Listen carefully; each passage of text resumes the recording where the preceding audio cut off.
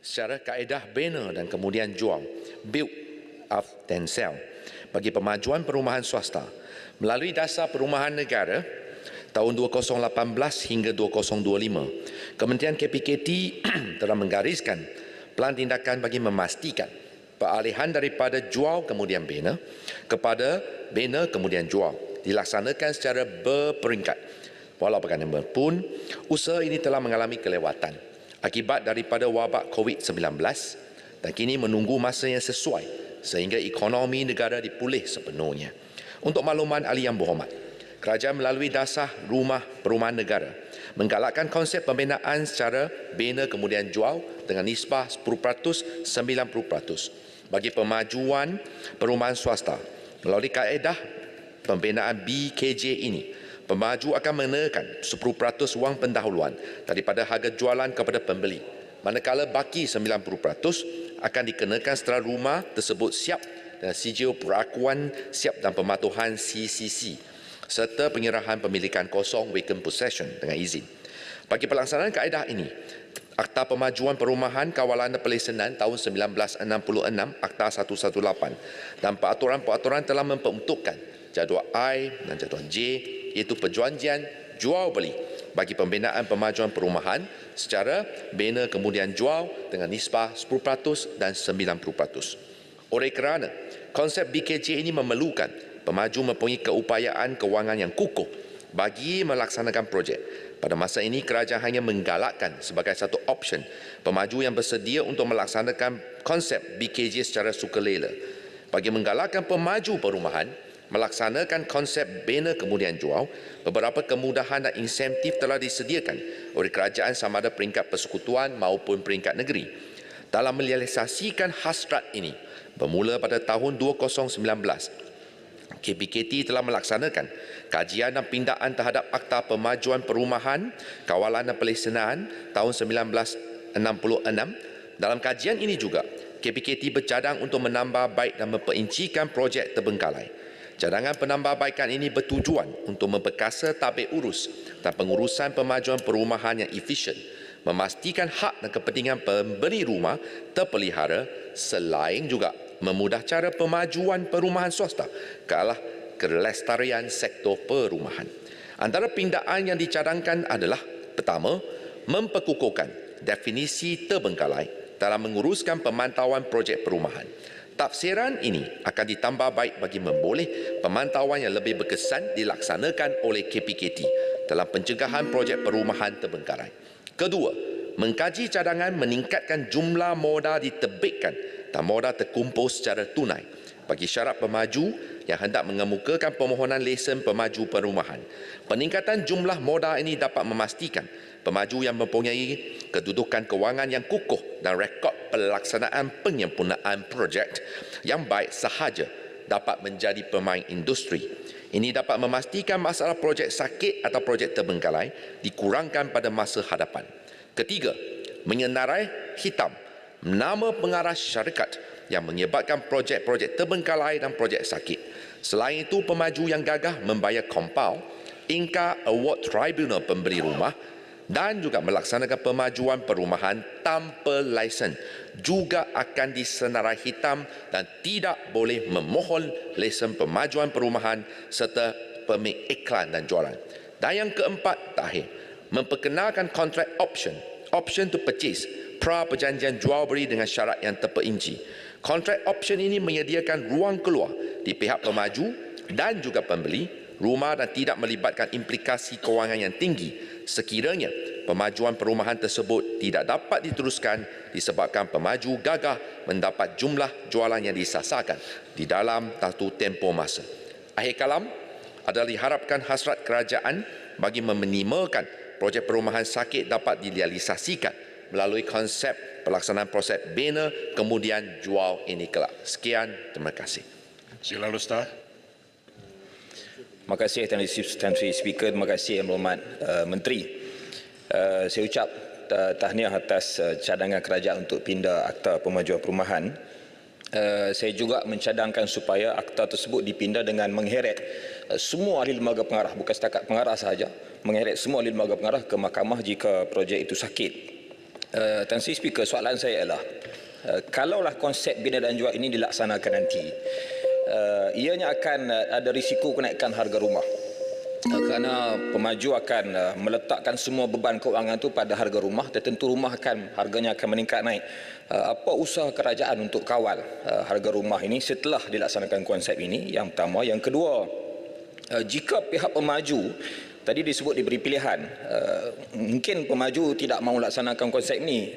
REDA, Persatuan Pemaju Perumahan pun 10 tahun lepas telah menolak cadangan ini. 2004 dia telah tolak cadangan ini. Kalaulah pemaju berkeras untuk tak mahu laksana konsep ini, adakah kerajaan sendiri bersedia melaksanakan konsep ini? Kerajaan bina, kerajaan jual direct pada pembeli, supaya terutama kepada kumpulan B40 dan M40 supaya mereka ada rumah pada masa depan. Terima kasih Tan Sri Speaker. Baik, Menteri. Terima kasih kepada yang ahli yang berhormat yang prihatin tentang konsep ini, di mana pada ketika ini kita melaksanakan konsepnya sebagai secara asas sukarela. Kita faham dengan kos yang semakin menaik. Oleh kerana itu, Kementerian telah cadangkan insentif-insentif yang ditawarkan bagi menggalakkan pemajuan secara bina kemudian jual. Antaranya, pertama, mengecualikan syarat pembayaran deposit bagi lesen pemajuan perumahan dan juga bank garanti. Kedua, keutamaan fast lane bagi semua urusan yang melibatkan pemajuan seperti tukar syarat tanah, pecah sempadan, kelulusan plan susun atau plan bangunan dan juga kelulusan daripada jabatan-jabatan teknikal. Ketiga, pertimbangan untuk mengecualikan daripada development charge supaya pemaju yang membangun dan kemudian jual diberikan insentif sebagai galakan. Kita memang dari segi projek-projek kerajaan, dari segi social housing arm dengan izin KPKT, kita mempunyai projek perumahan rakyat yang memang sudah siap, baru kita aturkan kepada pembeli supaya pembeli rumah yang bernasib baik mendapat PPR tidak ada risiko projek sakit ataupun terbengkalai. Sekian, terima kasih. Baik, terima kasih Yang Berhormat. Sekarang tamatlah sesi untuk waktu pertanyaan-pertanyaan dijawab lisan pada hari ini. Silakan. Tan Sri Ketua Peraturan Mesyuarat, saya ingin menarik perhatian Tan Sri terhadap Peraturan Mesyuarat 2/2 dan 2/3, iaitu berkaitan menetapkan kerusi ahli-ahli. Braket 2, Tuan Yang Dipertua sebaik-baik difikirkannya munasabah sesudah dipilih menjadi Tuan Yang Dipertua, maka bolehlah ditetapkannya kerusi bagi tiap-tiap orang ahli dan bolehlah diubahnya ketetapan itu dari semasa ke semasa sebagaimana yang baik pada pertimbangannya. Braket 3, kerusi-kerusi akan diuntukkan mengikut timbangan Tuan Yang Dipertua dan keputusannya dalam perkara ini adalah muktamad. Terima kasih Tan Sri Ketua. Sebagai Ketua WIP Perikatan Nasional, pada 21 hari bulan Februari tahun 2024, sebelum persidangan semalam, saya telah menulis surat kepada Yang Berhormat Tan Sri Ketua melalui Tuan Setiausaha Dewan Rakyat untuk memohon bagi pihak Perikatan Nasional membuat perubahan tempat duduk kepada seramai 8 orang ahli Parlimen Perikatan Nasional. Dan saya ucap terima kasih kerana Yang Berhormat Tan Sri telah meluluskan perkara ini. Yang menjadi kemusykilan kami pada hari ini, Yang Berhormat Tan Sri, terdapat 2 orang ahli Parlimen yang sehingga ke saat saya bercakap ini masih lagi diklasified sebagai ahli Parlimen Perikatan Nasional berdasarkan sitting plan dalam kedudukan ini, iaitu yang pertamanya Yang Berhormat Tanjung Karang. Sebelum ini duduk di kerusi F18, iaitu di belakang sini, di antara Kuala Kedah dan juga Padang Terap. Sekarang ini telah berpindah ke I49. Ya, I49. Nah itu Tanjung Karang. Kawan lagi PN. Angkat tangan lagi. Itu yang pertama. Yang keduanya Bukit Gantang. Dulu duduk di I8 sebelah Jerai, ya, sebelah Jerai itu. Sekarang ini telah pindah ke I48. Oleh kerana mereka ini masih lagi diklasifikasi sebagai ahli Parlimen Perikatan Nasional, saya dengan rendah diri Yang Berhormat Tan Sri ingin mendapat pencerahan daripada Tan Sri. Arahan ataupun tindakan memindahkan mereka ke tempat itu atas asas apa? Siapakah yang membuat apa-apa tindakan yang menyebabkan mereka ini berpindah daripada dua-dua tempat ini? Saya dengan rendah diri mohon pencerahan itu saja Yang Berhormat Tan Sri. Terima kasih Kota Baru. Kota Baru telah pun membacakan klausa tadi, cukup jelas, iaitu sebagaimana yang baik pada pertimbangannya. Yang Berhormat, apabila Yang Berhormat masuk ke dalam ini, Yang Berhormat mempunyai pilihan. Boleh tulis surat kat saya secara bertulis, Yang Berhormat tidak selesa dengan kawan sebelah. I don't ask any question. You tak selesa. Pada pertimbangan saya, okey, you nak pindah, pindah lah. Asalkan yang pindah belah sini saja. Tak boleh ni, tak boleh lah. Yang tu apabila cukup number boleh pindah. Sekarang tak boleh lagi.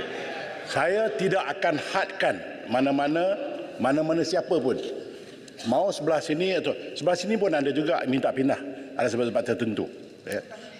Sini pun pindah juga. So, oleh kerana saya berpegang teguh kepada peraturan mesyuarat yang membolehkan saya atas kuasa yang ada ini untuk membenarkan. Jadi saya benarkan. Ya. Namun pun begitu, sudah tentu saya akan bincang dengan setiausaha dan juga kadang-kadang lighting. Ada kes yang Yang Berhormat tidak duduk panas dia kata. Jadi kita movekan. Ada penyakit, ada masalah. Okay. Apa juga alasannya, selagi dia boleh tulis surat kat saya dan saya boleh buat keputusan, saya akan buat keputusan. Begitu juga kita ada MP yang baru. Dia ikut senioriti. Dia ikut senioriti dalam parti. Dan kita entertain juga. I'm open about it. Terima kasih Tan Sri. Sedikit penjelasan sebelum kita makan. Jadi saya nak recap balik apa yang Tan Sri sebut. Kedua-dua sahabat saya ni, Tanjung Karang dan juga Bukit Gantang, dipindahkan ke tempat baru atas permintaan mereka. Permintaan mereka. Yes. That's the word. Yes. Thank you. No further question. Thank you very much. Thank you, sir. Peraturan Mesyuarat 42. Sama peraturan mesyuarat 232 dan 23. Lazimnya secara convention di parlimen kita, Tan Sri, saya duduk 23 tahun ni, belah sana penyokong kerajaan, belah sini bukan penyokong kerajaan, minoriti. Dan ada satu blok dekat sini ni adalah blok yang neither there here. Sebab itu apabila Yang Berhormat Muar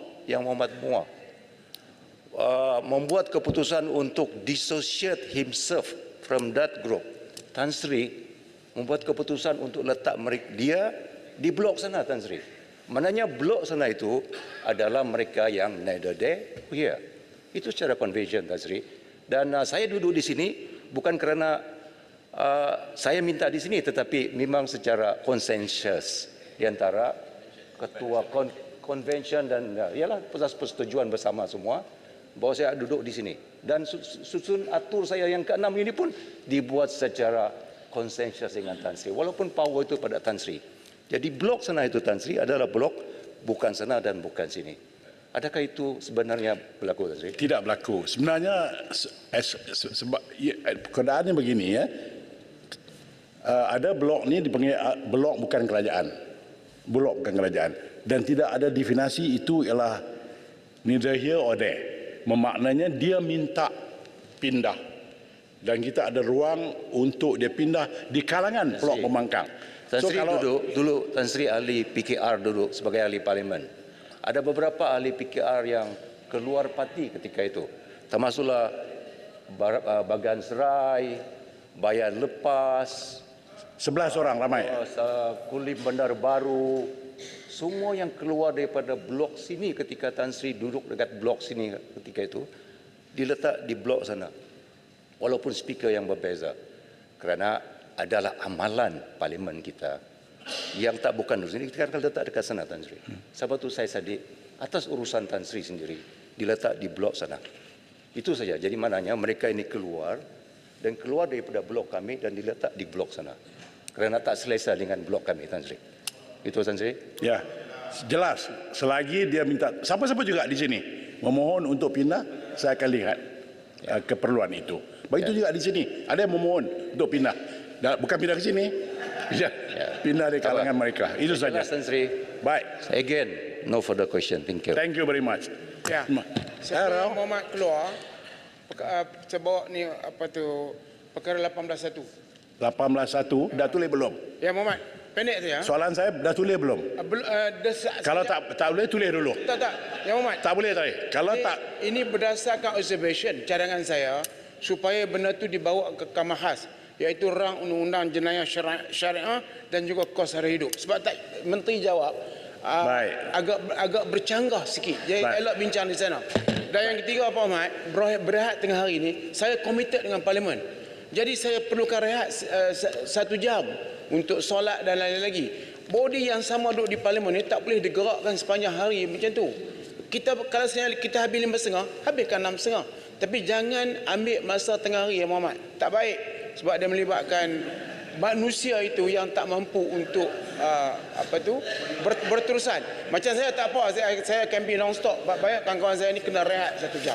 Jadi yang Umat minta tapi dipertimbangkan. amalan kita juga tidak memastikan dan tidak memaksa ahli parlimen berada all out. Kadang-kadang all the time. Bila beli air, minum, masuk balik. Tapi yang Muhammad, cuma kita ada jawapan-jawapan menteri itu yang saya nak duduk di sini.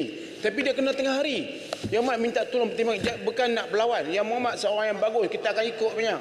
Walaupun peruntukan tak dapat. Tapi tolong pertimbangkan 1 jam rehat itu. Yang Muhammad akan dapat pahala sebab kami pergi solat. Terima kasih. Baik, terima kasih. Setiausaha.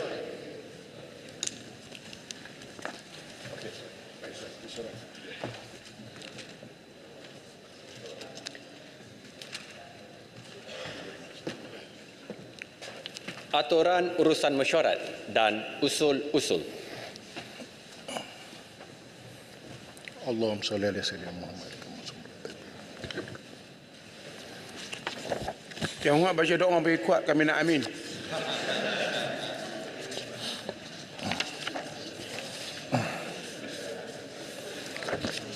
Setiausaha, saya mulakan Bismillahirrahmanirrahim. Ahli-ahli yang berhormat, Yang di-Ketua Dewan Rakyat telah membenarkan permohonan Yang Berhormat Menteri di Jabatan Perdana Menteri, Undang-Undang dan Reformasi Institusi di bawah Peraturan 16 dan braket 1 dan braket C untuk Yang Berhormat Menteri membuat penerangan Menteri di Kamar Khas berkenaan dengan penubuhan Suruhanjaya Siasatan Diraja untuk mengkaji pengendalian perkara berkaitan dengan kes kedaulatan Batu Putih, Bantuan Tengah dan Tubir Selatan. Penerangan Menteri akan dibuat di Kamar Khas petang ini selepas usul di bawah Peraturan Mesyuarat 17 selesai. Yang berhormat, bagi kawasan Shah Alam akan mencadangkan usul menjunjung kasih atas titah diraja ke bawah Duli Yang Maha Mulia Seri Paduka Baginda Yang di-Pertuan Agong. Sebentar Yang Berhormat Shah Alam.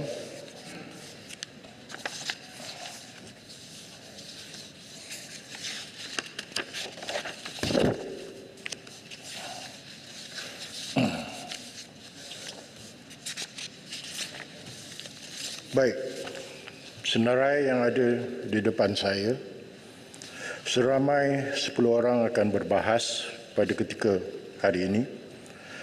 Dimulakan dengan Yang Berhormat Shah Alam 10 minit sebagai pencadang, diikuti dengan Yang Berhormat Batang Sadung 30 minit sebagai penyokong, diikuti pula oleh Yang Berhormat Larut 60 minit sebagai Ketua Pembangkang. Seterusnya Yang Berhormat Pai Besar 25 minit.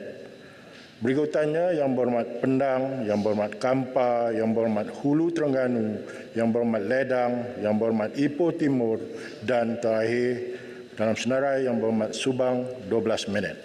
Dengan itu saya mempersilakan Yang Berhormat Shah Alam. Tuan Yang di-Pertua, saya mohon penjelasan, adakah 10 minit atau 60 minit? 60 minit. Okey, terima kasih. Maaf. 60 minit.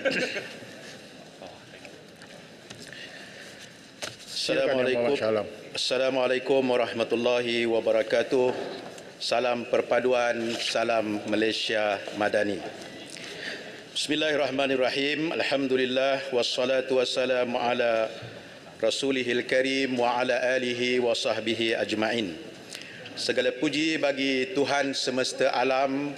Salawat dan salam ke atas junjungan kita Nabi Muhammad sallallahu alaihi wasallam, keluarga baginda, para sahabat dan pengikut baginda hingga hari kemudian.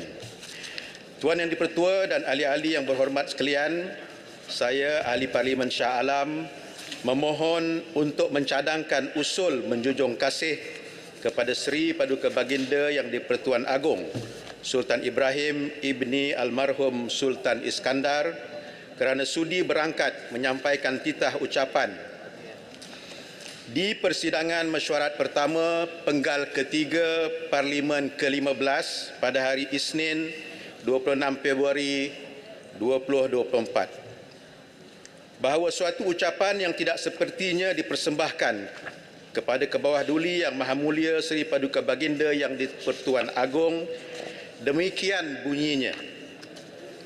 Ampun tuanku, Patik Yang Dipertua dan ahli-ahli Dewan Rakyat Malaysia di dalam persidangan Parlimen memohon ampun mempersembahkan suatu ucapan yang ikhlas daripada Majlis Dewan Rakyat, mengucapkan berbanyak-banyak syukur dan menjunjung kasih titah ucapan ke bawah duli Yang Maha Mulia Seri Paduka Baginda Yang Dipertuan Agong semasa membuka penggal ketiga Parlimen yang ke-15.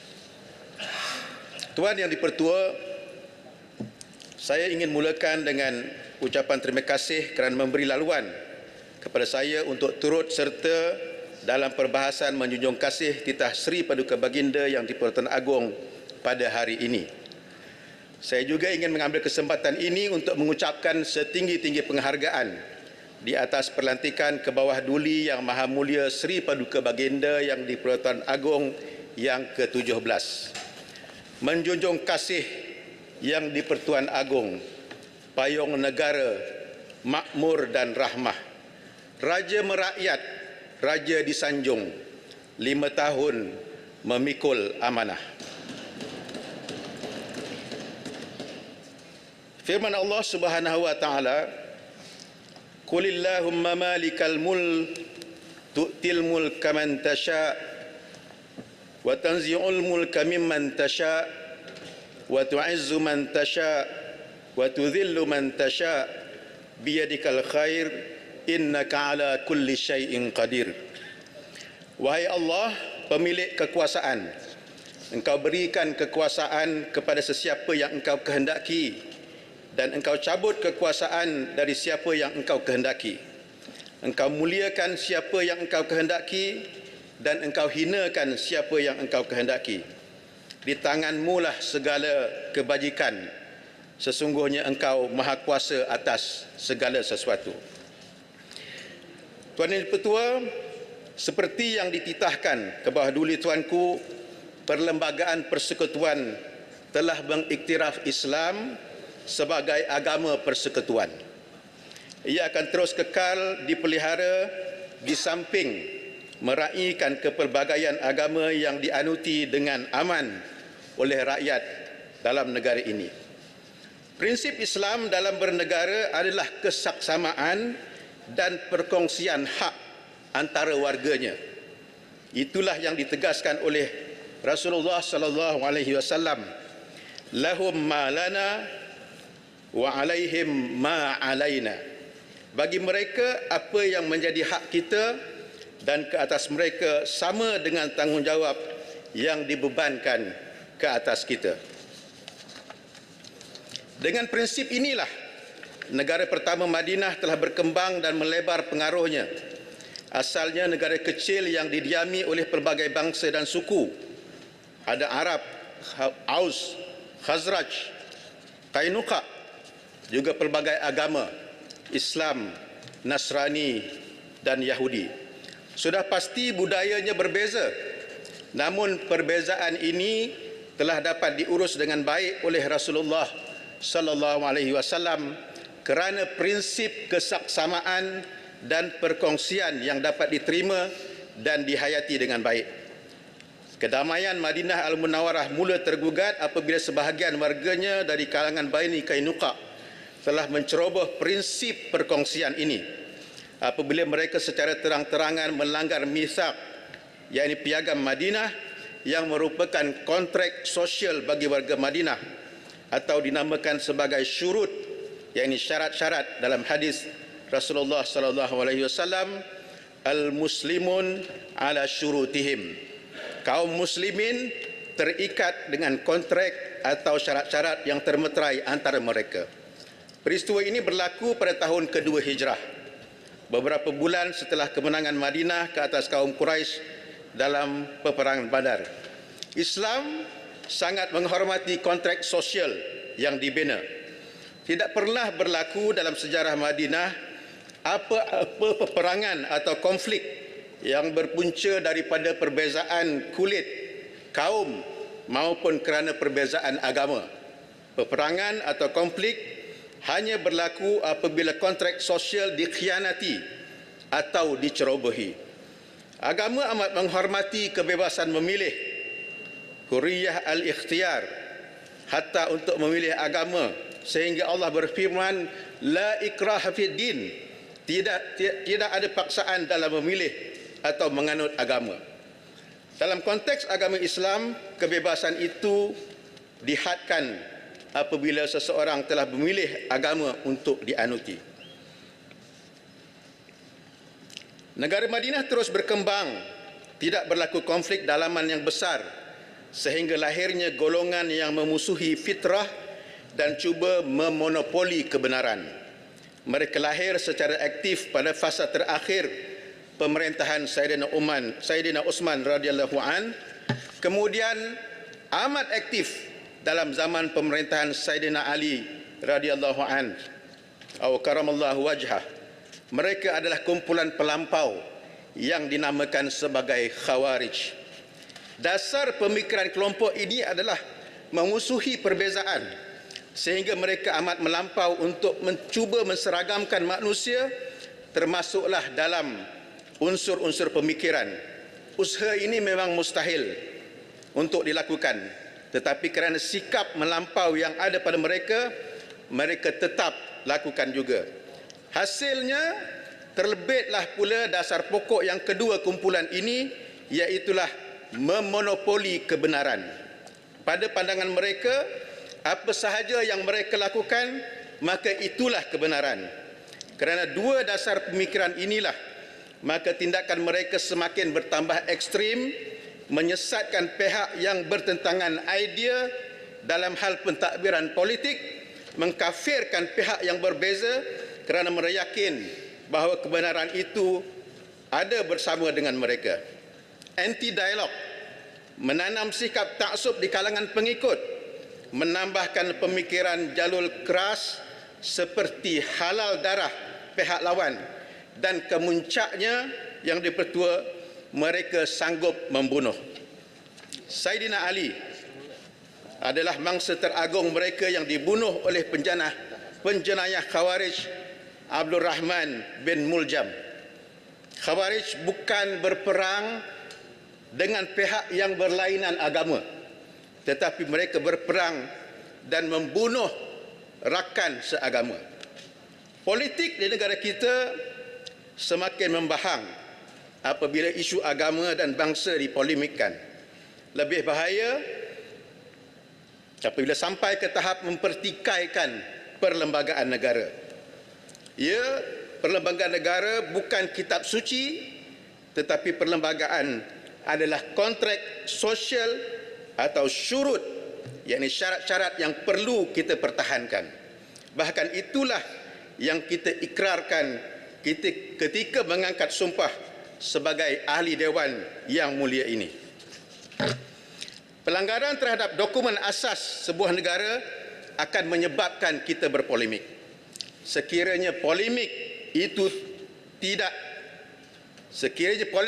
ditangani dengan keras kepala atau kepala keras ala neo Khawarij, yakni Khawarij baharu zaman sekarang, maka negara kita sedang dijalurkan ataupun diarahkan ke arah zon yang sangat-sangat berbahaya. Isu bangsa dan agama sekiranya diapi-apikan akan menyebabkan lahirnya golongan yang terlajak. Sebagai contoh, kes Nick Elin telah dibakar di luar dari hakikat yang sebenar, dan natijahnya pemikiran takfiri mengkafirkan tanpa kaedah dan disiplin ilmu mula merebak dalam masyarakat. Lebih malang lagi, ia berpunca dari meja-meja kuliah. Di sebahagian tempat, ia dilaungkan dari mimbar khutbah. Dalam kempen politik, khusus dalam pilihan raya ke-15 yang lalu, pemikiran anti perbezaan dan memonopoli kebenaran nampaknya telah dilihat melebar. Dakwaan bahawa sekiranya mengundi parti sekian dan sekian. Shah Alam, boleh saya minta penjelasan? Sikit saja, ada beberapa patah kata nak habis. Dakwaan sekiranya mengundi parti sekian dan sekian masuk neraka. Kita sedang berdepan dengan musuh Islam. Negara kita dah nak diambil orang. Adalah bibit-bibit pemikiran khawarij yang bertunas dalam negara ini.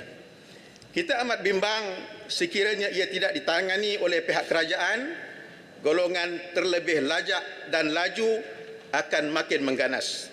Apa yang kita takutkan akan berlaku di negara ini akan mula tercetus. Silakan Mas. Shah Alam, saya mengamati ucapan daripada Shah Alam satu persatu, dan Shah Alam membangkitkan satu kebimbangan yang saya rasa satu perkara yang boleh diterima. Cuma apabila Shah Alam menyebut bahawa isu-isu takfiri ini dilontarkan di dalam khutbah dan sebagainya, sedangkan kita tahu bahawa khutbah-khutbah Jumaat ini dirangka teksnya oleh majlis-majlis agama masing-masing. Jadi bagaimana Shah Alam dapat membuktikan bahawa ada khutbah Jumaat atau khutbah apa yang dimaksudkan oleh Shah Alam tadi yang digunakan sebagai medan untuk takfiri? Dan kalau boleh Shah Alam dapat menyatakan kes secara spesifik, kerana kita bimbang kadang-kadang benda ni dalam keadaan yang situasi yang tidak boleh kita hukumkan secara general. Sebagai contoh, ada yang menyatakan bahawa kalau bagi kepada kelompok tertentu, negara ni akan menjadi Taliban. Jadi ucapan-ucapan seperti ini tidak boleh mewakili satu kelompok yang disebut oleh Shah Alam. Terima kasih. Ucapan-ucapan, terima kasih Pasir Mas. Ucapan-ucapan seperti ini telah pun disebutkan dan bukti-buktinya telah dinyatakan di dalam Hansard sebelum ini. Pasir Mas boleh lihat, kita boleh rujuk balik kepada Hansard. Kalau Pasir Mas ingin, saya akan boleh tunjukkan selepas daripada ucapan saya nanti. Tuan Yang Pertua, izinkan saya untuk meneruskan ucapan saya. Mulai sekarang. Ke bawah Dulia Maha Mulia Tuanku amat menyedari hal ini. Mulai sekarang. Saya teruskan dulu. Okay. Titah Diraja telah menyeru semua lapisan masyarakat supaya memperkukuhkan perpaduan negara dan tidak menghasut rakyat dengan memainkan isu 3R, iaitu race, religion dan royalty.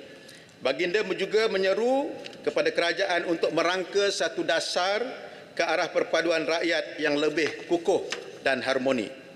Bagi menyahut seruan Titah Diraja, maka saya ingin mencadangkan agar kerajaan pertama menggerakkan dengan lebih intensif advokasi dan pendidikan kesedaran tentang rukun negara, dokumen kontrak sosial dan perlembagaan Malaysia. Akan lebih berkesan apabila program ini disinergikan dengan agensi agama di peringkat persekutuan dan negeri-negeri. Kedua, menangani pemikiran khawarij dan takfiri hendaklah menjadi agenda utama agensi-agensi agama dalam kerajaan seperti JAKIM, YADIM, IKIM dan seumpamanya. Jangan dibiarkan pemikiran agama disandar atau dipajak kepada pihak lain sehingga didoktrin dalam bidang masyarakat bahawa agama itu diwakili oleh pihak yang tertentu sahaja. Ketiga, menyuburkan budaya dialog dan wacana rentas pemikiran, politik dan aliran. Falsafah bernegara hendaklah dibudayakan dengan rancak. Program-program di kaca-kaca TV yang bernuansa agama hendaklah membincangkan tajuk-tajuk yang berkaitan dengan lahirnya pemikiran neo-khawarij dan takfiri. Negara madani tidak mungkin dapat dilestarikan sekiranya bibit dan benih pemikiran ini tidak dicabut dari akarnya. Dan yang keempat, mengadakan libat urus dengan tokoh-tokoh yang sering membangkitkan isu-isu sensitif melalui wahana ilmiah dan budaya perdebatan yang sehat. Kementerian Komunikasi harus membuka gelanggang perdebatan seluas-luasnya untuk mendidik masyarakat awam menghormati nilai ilmu dan membuat keputusan berdasarkan teras dan tonggak di dalam budaya madani. Saya ingin mengingatkan kita bersama kepada ungkapan Amirul Mukminin Saidina Ali dalam warkahnya kepada Malik Al-Ashtar. Rakyat kamu hanya ada dua golongan, sama ada saudaramu seiman atau saudaramu sesama insan.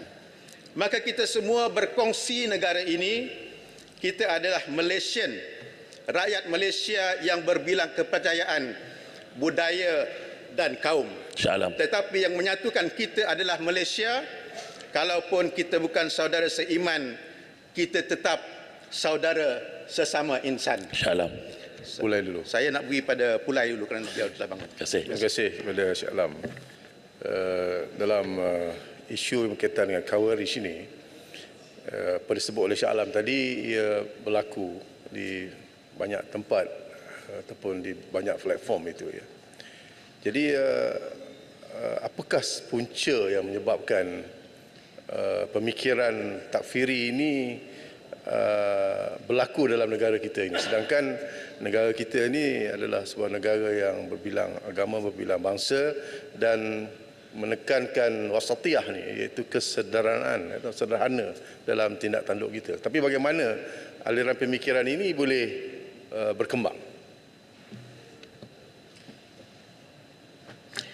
Terima kasih Pulai. Saya kira apa yang saya sebutkan tadi itulah di antara rentetannya, di mana kerana pertamanya kerana tidak memahami konsep bernegara yang ada dalam negara kita ini, tidak memahami syurut ataupun perjanjian kontrak sosial yang telah pun terbentuk sejak negara kita ini merdeka, dan tidak memahami ataupun mempunyai pemikiran yang terbuka, memeraikan kepelbagaian, memahami bahawa Islam dalam negara kita ini memang sudah diletakkan di tempat yang tertinggi dalam perlembagaan kita. Tempat yang ketiga, perkara ketiga dalam perlembagaan, iaitu setelah nama-nama disebutkan, wilayah-wilayahnya. Macam kita juga, seperti kita, mesti ada tubuh dulu, mesti ada jasadnya, baru diberikan nama, kemudian diberikan kamu agama apa, Islam atau bukan Islam dan sebagainya. Jadi Islam itu sudah merupakan ataupun diletakkan di tempat yang sangat tinggi dalam negara kita ini. Tetapi pemikiran-pemikiran yang tidak memahami kedudukan ini dan kemudiannya digembar-gemborkan di medan-medan, apatah lagi apabila ianya dirancakkan ketika cuba untuk nak meraih sokongan dalam pentas-pentas politik, maka itulah yang menyebabkan rakyat yang tidak memahami. Yang pertamanya tidak mendalami agama, yang keduanya kerana tidak memahami konsep bernegara, yang menyebabkan mereka ini akhirnya apabila dibiarkan, digembar-gemborkan, dihasut, menyebabkan mereka ini orang kebanyakan yang terpengaruh, sehingga mereka ini sebenarnya yang sanggup berani mengatakan itu kafir dan sebagainya. Saya tidak percaya agamawan yang berkuliah di masjid atau surau di mimbar mengatakan orang sembilan kafir, ini orang sembilan terkeluar daripada Islam, kerana mereka faham, mereka bercakap dari segi sudut ada sandaran. Tetapi apabila masyarakat kebanyakan itu dia tidak memahami dan mereka teremosi dengan semangat untuk menyokong kumpulan-kumpulan tertentu, maka inilah yang menyebabkan akhirnya budaya memonopoli kebenaran yang saya sebutkan tadi, ataupun budaya yang tidak memahami perbezaan ini yang menyebabkan mereka ini akhirnya terdorong kepada budaya khawarij dan juga takfiri. Sikit Shah Alam. Okay, terima kasih Shah Alam. Saya meliti ucapan Shah Alam yang saya boleh bersetuju dalam beberapa fakta, cuma seolah-olahnya keharmonian agama itu seolah-olahnya hanya membabitkan sesama Islam. Bagaimana pula pandangan apakah Shah Alam bersetuju bahawa keharmonian dari sudut memahami agama juga perlu diambil kira oleh penghanut agama lain supaya tidak menafsirkan Islam berdasar ataupun tanpa pengetahuan ataupun menafsirkan Islam mengikut pandangan mereka, tidak merujuk kepada sumber-sumber Islam. Minta pandangan Shah Alam. Terima kasih.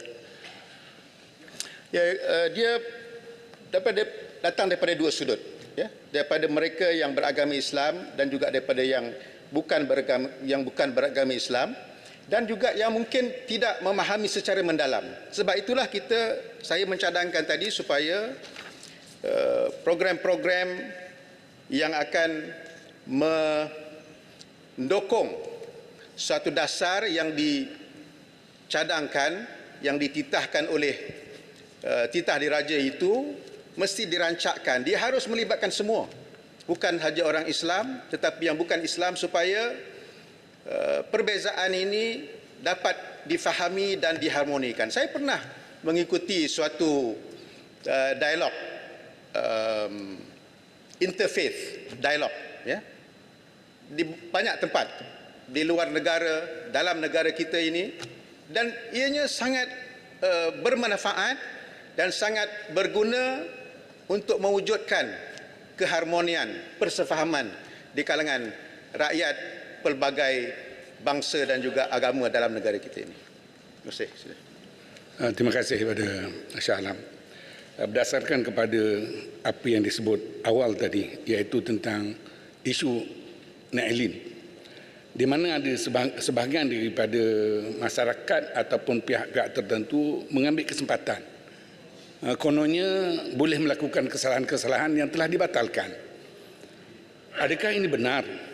Sedangkan kita sedia maklum bahawa undang-undang yang dibatalkan masih wujud dalam undang-undang kanun kesiasaan dan masih boleh didakwa di Mahkamah Sivil. Maka bila disebut begitu, maka ada pula penerangan menyatakan bahawa itu Mahkamah Sivil bukan Mahkamah Syariah. Apa yang kita lihat bahawa walaupun mungkin di Mahkamah Sivil, bukan di Mahkamah Syariah, tetapi undang-undang yang ada di Mahkamah Syariah dibandingkan dengan Mahkamah Sivil, undang-undang yang sama, perkara yang sama, kesalahan yang sama, didapati bahawa undang-undang kesalahan, contoh liwat, kanun keseksaan meletakkan hukuman maksimum 30 tahun. Enakmen Syariah Kelantan 3 tahun. Satu lagi contoh, rogol haiwan. Mahkamah seksyen atau mahkamah kanun keseksaan memaksimumkan 20 tahun, manakala Mahkamah Kelantan atau Enakmen Syariah Kelantan maksimum 2 tahun. Adakah ini satu percanggahan? Dan saya Sri Gading bercadang atau mencadangkan supaya mahkamah yang ada kaitan yang dikatakan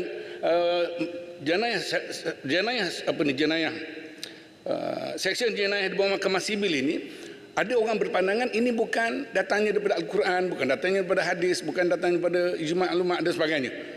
Bolehkah perkara-perkara peraturan-peraturan ini seperti mana yang kita sedia maklum bahawa bila disebut saja takzir, dia datang daripada pemerintah yang akan menentukan hukuman. Apa pandangan Shah Alam? Terima kasih Sri Gading.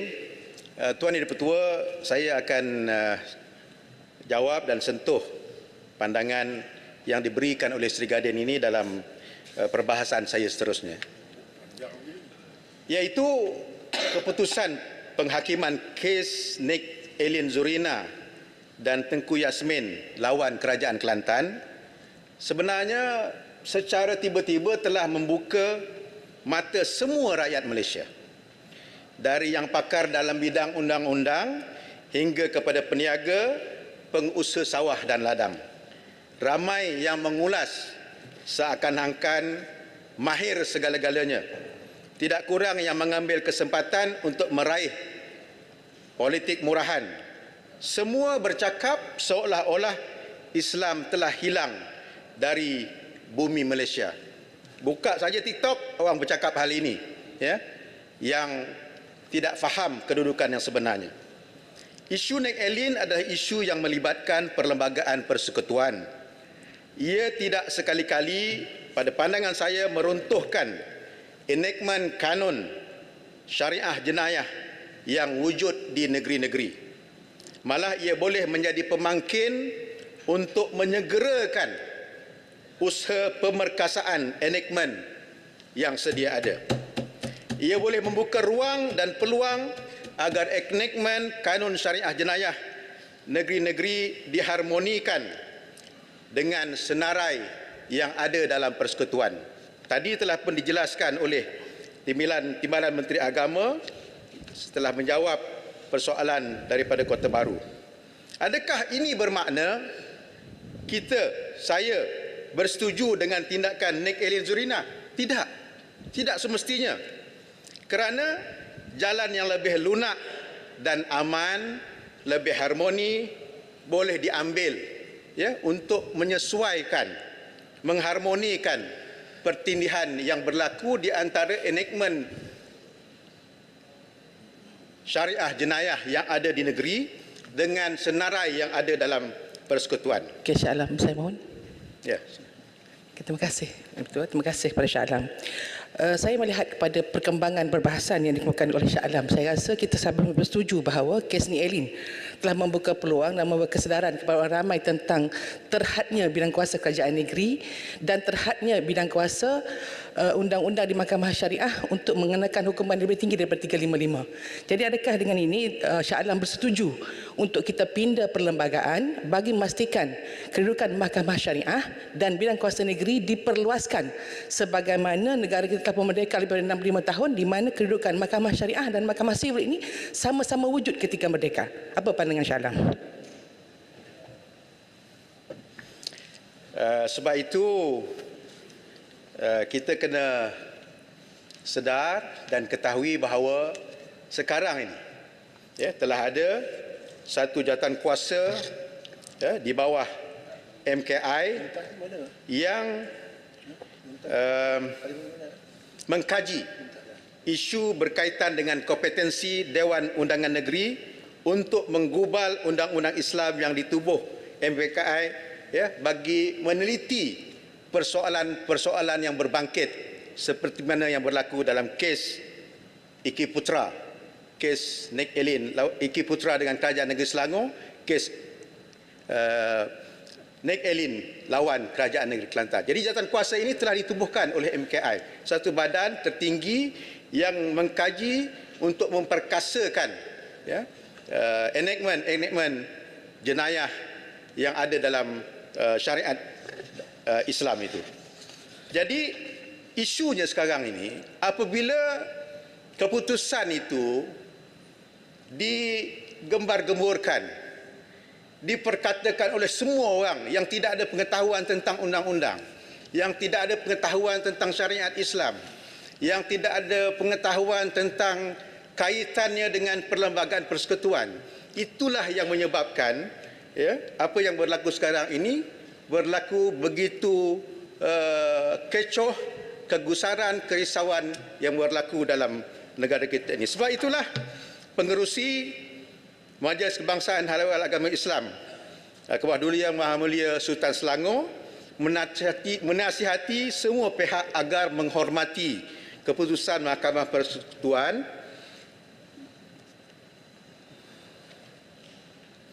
dan kedudukan perlembagaan persekutuan sebagai undang-undang utama dalam negara ini dan tidak mempolemikkannya sehingga menimbulkan persengketaan. Ya. Dalam masa yang sama, saya sebutkan tadi, jawatan kuasa khas mengkaji isu berkaitan kompetensi Dewan Undangan Negeri ini untuk menggubal undang-undang Islam yang ditubuh MKI sedang meneliti persoalan berbangkit. Sebab itulah saya katakan isu Nek Elin ini secara tidak sengaja barangkali telah membuka banyak pihak untuk memperkasakan, memadamkan kekaburan, ambiguity dan mengharmonikan enactment syariah jenayah di negara ini. Yang penting kekeliruan yang timbul hanyalah melibatkan kesalahan-kesalahan yang menjurus kepada hukuman sivil dalam perlembagaan persekutuan ataupun melibatkan kesalahan-kesalahan takzir dalam enactment jenayah syariah di negeri-negeri dan bukannya melibatkan hukum hudud ataupun kisas yang seolah-olahnya diperkatakan oleh orang yang tidak faham ini bahawa keputusan ini sebenarnya telah melanggar hukum daripada Allah Subhanahu Wa Taala. Syalam. Ya, ini kena bagi sebab sebelah saya. Syalam, tadi Syalam ada menyebutkan soal berkaitan dengan kes Iki Putra. Iki Putra ni tahun 2021. Kalau tak silap saya lah. Tahun 2021 ni masa tu Covid. Masa tu kerajaan di bawah Kerajaan Perikatan Nasional. Kes Iki Putra ni juga, dia lawan juga hukuman Mahkamah Syariah. Masa tu Kerajaan Perikatan Nasional, Menteri Undang-Undang daripada sana, Menteri Agama pun daripada sana, Timbalan Menteri Agama pun daripada sana. Cuma kita tak tahu pada masa tu, tak ada tak kita dengar ada himpunan ke, ada demonstrasi ke, ada bantahan ke, ada Islam terancam dan sebagainya. Dan kita tak dengar pun kerajaan pada masa itu, kerajaan 33 bulan pada masa itu untuk tubuhkan jawatankuasa, untuk memperkasakan Mahkamah Syariah. Tapi bila mari kerajaan perpaduan, mari kerajaan madani ni, macam-macam Islam terancam. Hancurlah Mahkamah Syariah. Hancurlah institusi Islam dalam negara kita. Jadi ini pada saya satu pendekatan yang berbeza-beza. Masa jadi kerajaan dia tahu benda tu tapi dia tak buat apa-apa. Tak ada himpunan, tak ada bantahan, tak ada demo. Tapi bila bawah kerajaan perpaduan madani ini ada demo, ada bantahan dan sebagainya. Saya nak minta sedikit komentar daripada Shah Alam ni. Maksudnya macam berbolak-balik ni maksudnya. Kalau kena ke dia tak apa, kalau kena ke kita tak boleh kan? Ada himpunan, ada demonstrasi dan sebagainya. InsyaAllah tak kena 14 hari ni. Shah Alam, nak tambah sikit ya. Saya ingat Iki Putra tu masa tu Hulu Langat jadi adun Selangor, dia pun tak bincang Iki Putra lawan kerajaan Selangor. Saya ingatkan Pasir Mas nak tolong jawab soalan itu tadi. Ini saya ingat nanti Pasir Mas dia berbahas nanti mungkin dia boleh jawab ke. So persoalan itu patut mereka yang jawab, bukan saya. Masa tu Pasir Mas jadi kerajaan masa tu. Kerajaan Perikatan Nasional, kerajaan Tebu Atap. Tapi titah Seri Paduka Baginda semalam, dia beritahu dia tidak akan melayan lagi dah jika ada mana-mana. Tak kisahlah langkah Dubai ke, langkah Chicago ke, langkah Las Vegas ke, lepas ni Seri Paduka Baginda di Tuan Agong tidak akan melayan. Tabik Seri Paduka Baginda yang di Pertuan Agong. Persoalannya yang di-Pertua, adakah tanggungjawab untuk mendaulatkan syariat berakhir di sini? Sudah pasti tidak. Di sinilah peranan kita sebagai ahli parlimen. Di sinilah peranan agamawan, pakar undang-undang dan semua untuk bergabung mencari jalan mendaulatkan hukum yang ditentukan oleh syariat. Sebenarnya tanpa kita sedari, kita boleh melaksanakan tanpa pun perlu menggubal undang-undang yang baru. Contohnya berkenaan dengan hukum kisas, yakni hukuman balas, ataupun diat, yakni pampasan ataupun ganti rugi yang berkenaan dengan kesalahan bunuh ataupun kecederaan pada tubuh badan. Seksyen 426 Kanun Prosedur Jenayah Akta 593 dalam Perlembagaan Persekutuan sebenarnya membuka ruang ke arah pelaksanaan diat dalam sistem perundangan Malaysia.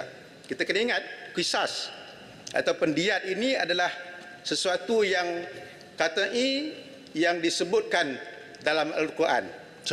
Sebentar, yang Berhormat Shah Alam, boleh ulang tak? 4 berapa? 426. Bawah? Kanun Prosedur Jenayah Akta 593. Baik, teruskan. Sudah ada sebenarnya penulisan akademik dan pandangan mufti wilayah persekutuan dalam Bayan Linas Siri 185 yang khusus membicarakan hal ini. Mantan Mufti Wilayah Persekutuan pada ketika itu pada tahun 2019 semasa kerajaan Pakatan Harapan. Beliau mufti, kemudian selepas daripada itu beliau menjadi Menteri Agama. Tetapi perbincangan tentang diat ini beliau telah mulakan dalam Bayan Linas, iaitu pandangan mufti wilayah pada ketika itu. Lalu saya ingin, maknanya diat ini adalah merupakan satu hukuman atau pampasan ataupun ganti rugi yang ada dalam syariat Islam. Dalam masa yang sama, dalam Perlembagaan Persekutuan, semangatnya itu, kesalahan yang termaktub dalam Seksyen 426 ini, iaitu mengenakan pampasan kepada orang yang teraniaya ini, dari segi semangatnya, spiritnya, sama juga seperti yang terkandung dalam hukuman diat dalam syariat ini. Jadi apa yang ingin saya nyatakan ataupun persoalkan ialah, adakah kerajaan di bawah bahagian hal ehwal agama dan undang-undang bersedia dan bercadang untuk melakukan pindaan terhadap kanun prosedur jenayah ini agar pelaksanaan diat dapat dilaksanakan. Saya percaya tidak kira namanya diat ke ataupun kanun keseksaan, tetapi kalau sekiranya spiritnya itu dia menepati maqasid syariah yang bertujuan untuk melakukan pembelaan dan juga keadilan, maka ianya boleh diterima sebagai satu syariat yang telah memenuhi tuntutan kisas ataupun diat yang ada dalam syariat Islam. Hanya ia mestilah memerlukan pindaan pandangan daripada para agamawan, pakar undang-undang syariah yang mahir dalam bab yang saya sebutkan ini. Jika ini dapat dilaksanakan, maka Datuk Yang di-Pertua, kita akan mengorak langkah setapak lagi dalam memastikan keadilan sistem perundangan di Malaysia seterusnya memenuhi maqasid syariah yang sama-sama kita dambakan. Syalam. Tuan Yang di-Pertua. Syalam, saya minta laluan. Sila. Datuk Yang di-Pertua, sebentar tadi Syalam telah menyebut tentang perlunya pindaan kepada kanun prosedur jenayah syariah. Adakah Syalam sedar bahawa kanun prosedur jenayah itu melambangkan tata cara pelaksanaan sesuatu hukuman yang akan dikeluarkan atas kesalahan jenayah yang merujuk kepada kanun jenayah syariah? Persoalan saya, adakah Shah Alam bersetuju di Dewan Yang Mulia ini supaya kerajaan mempercepatkan pembentangan RUU 3555 bagi mencapai matlamat apa yang Shah Alam sebutkan tadi? Sekian. Saya percaya di bawah kerajaan Madani sekarang ini, dengan adanya jawatan kuasa di bawah MKI yang saya sebutkan tadi berbanyak kali, insya-Allah saya cukup yakin bahawa hasrat kita untuk memperkasakan RUU 355 ini akan dapat dicapai. Yang pentingnya mesti ada usaha ke arah itu. Bukan silent, tidak apa-apa yang dilakukan sepanjang beberapa tahun di bawah kerajaan yang sebelum ini. Yang penting ada usaha itu.